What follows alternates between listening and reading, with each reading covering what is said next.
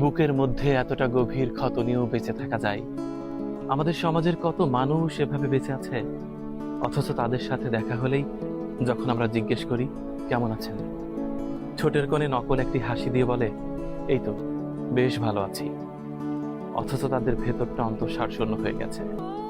সারাদিনের হাড় ভাঙা পরিশ্রম করে বাসায় ফেরা পুরুষ মানুষটির ভেতরে কতটা গভীর ক্ষত সেটা কেউ দেখতে চায় না।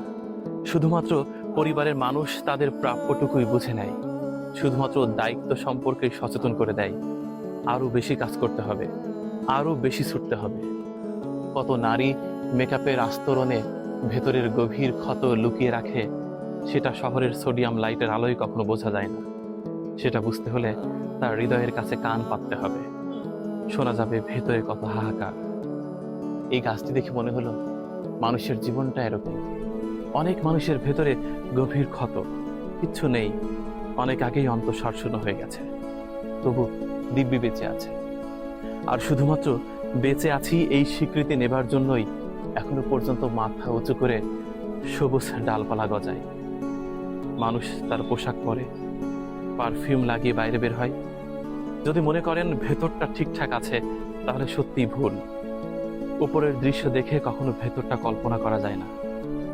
ভেতরটা সেই মানুষটাই জানে কি ঘটে গেছে, কতটা ফাঁকা, কতটা অন্তঃসারশূন্য, কতটা হাহাকার, কতটা চর। দেখেছেন, এই গাছটার এপাশ ওপাশ কিচ্ছু নেই, একটু জোরে বাতাস আসলেই ভেঙে পড়বে। মানুষের বেলায় তাই, টিকে আছে শুধুমাত্র ভীষণ দুঃখ পেলে, ধৈর্যের বাঁধ ভাঙলে হয়তোবা পৃথিবী থেকে নিজেকে সরিয়ে দেবে। এতটা মর্মান্তিক সিদ্ধান্ত সে নিতেই পারে।